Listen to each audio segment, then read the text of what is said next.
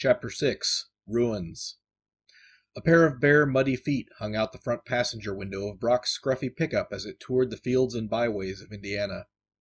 Wisteria was lounging, watching the top of the wire fence alongside the road hypnotically rising and falling like a sine wave as it passed between fence posts, occasionally interrupted by an advertisement for some company's brand of crop fertilizer. She was leaning up against me, and I was feeling pretty uncomfortable about it. Here was a strange girl that we had just met, with no respect for the personal space of others. Per Wisteria's request, we had to make a stop in Daleville at Gurley's place, of all places. Somehow Wisteria knew the owner, Madeline Gurley McClure, from her backroad explorations. Whereas Brock and I liked to imagine these little dives from a distance, Wisteria went right in and made herself at home. Gurley's place was a small diner with a couple of booths and a row of stools at a short counter. Several old men that I supposed were the regulars turned and stared at us as we entered, then went right back to drinking coffee, hunched over their newspapers. "Wisteria," Gurley called as we entered. "What a dress!" "Thanks," Wisteria curtsied. "This is Brock," she pointed. "And—" "Zane," I said. "Zane, yes. Sorry, we've only been introduced an hour ago." "Nice to meet you all," said Gurley. "What can I get you?" Brock and Wisteria had milkshakes. I had a glass of water. Wisteria chattered away, telling Gurley all about her father, often busy, distant. Her dress, found it in the basement of an antique store in Broadacre, had to have it cleaned and altered.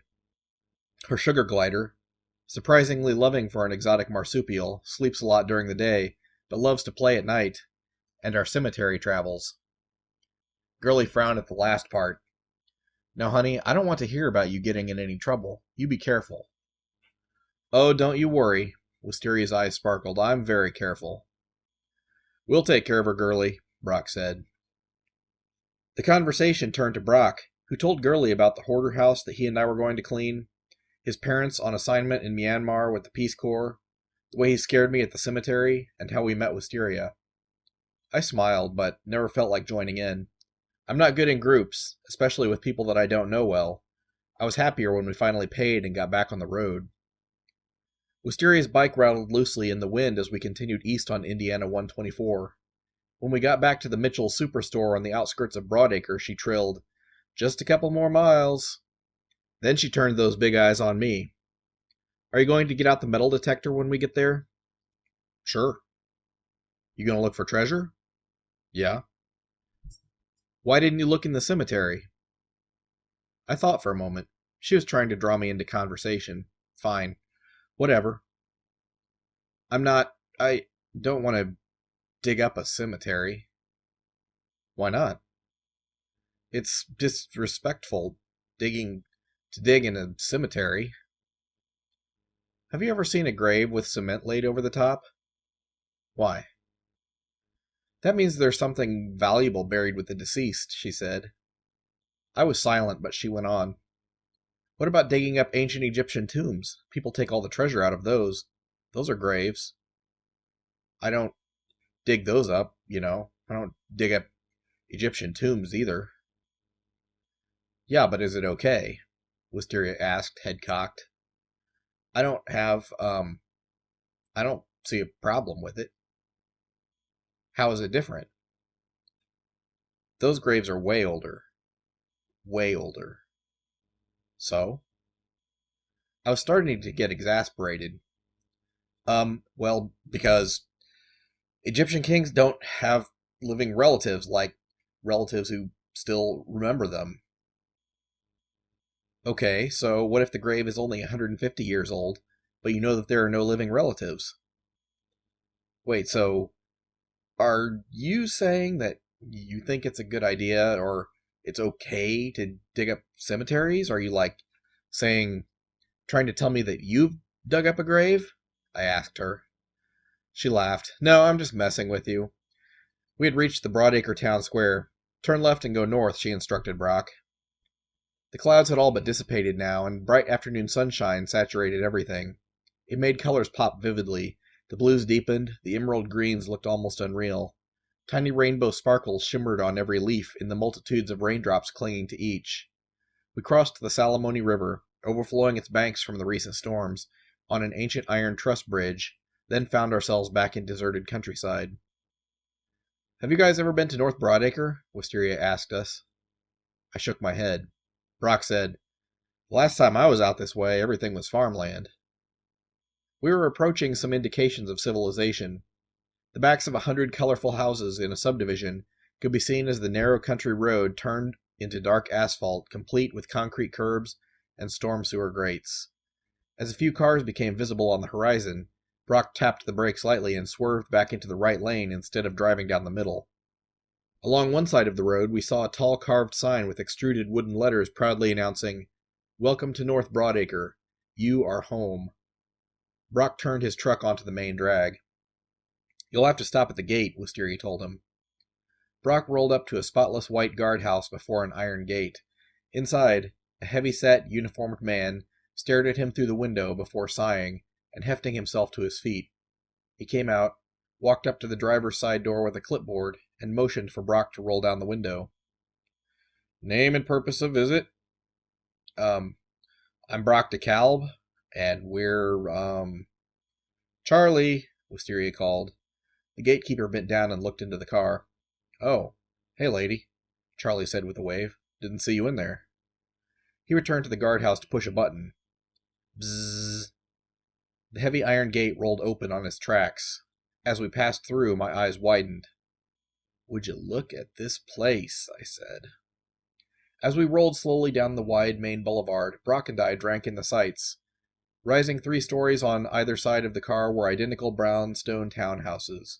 They looked like something out of 1920s New York City, or maybe 1980s Sesame Street, only these were obviously brand new. Kids were jumping rope on the sidewalk, or bouncing balls off the steps that led up to first-floor entryways. Couples walked arm in arm, chatting quietly in the warm air. "It's like a movie set," Brock said. I nodded. "Pretty slick." "Believe me, it's not that exciting," said Wisteria. "Once you've seen it a couple of times, it gets pretty boring." She pointed out a side street to the left. "Turn here." "How often do you come out here?" Brock asked her. "Well, every day," she said. "I live here." We were entering some sort of commercial district.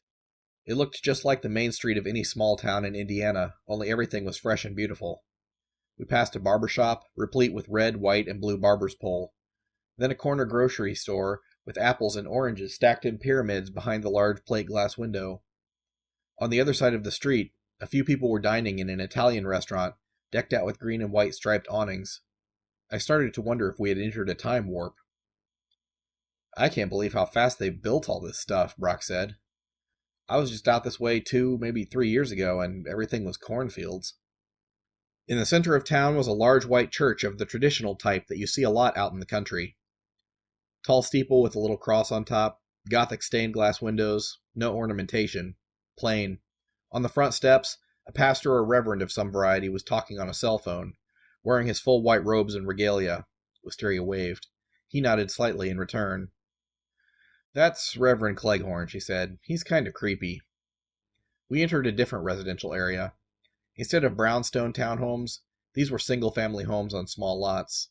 The houses were pushing right up against the sidewalk, with only small strips of lawn to serve as front yards. Each house was painted in pastels, and each had its own look. They were built in old architectural styles, like the houses of famous statesmen that you might see as part of a historical tour, but these were all immaculate and recently constructed. Wisteria directed us through the maze of gridded streets. At the edge of the development, we passed an empty lot that looked curiously out of place. It was completely flat and grassy, maybe 200 yards square, surrounded by a white picket fence with a gate. "This is the North Broadacre Cemetery," Wisteria said. "It's brand new, so no burials yet." We left North Broadacre proper and crossed a road that seemed to demarcate the eastern boundary of the development. It was like a dividing line between 2 worlds, and now we were back in the real one. Looming ahead was a white 2-story clapboard farmhouse with a green roof. This one wasn't fresh and sparkling like the houses we had just seen. It looked like it was surveying the best place to fall down. Every window was broken out, though a few retained some acute shards of their glass. Brock parked behind the house so as not to be seen from the road. I could see a couple of similar farmhouses off in the distance, one to the north, and one to the east. There was also a smaller building to the southeast, maybe an old one-room school or something. Now that looks exactly like a haunted house, Brock said of the farmhouse as he stepped out. Wisteria let me out to get my metal detector from the truck bed, and then sat back down to start the excruciatingly long process of lacing her boots. I ripped open a pack of fresh batteries from my shopping bag and inserted them into the detector. "Brock," I yelled, "do you have a shovel?"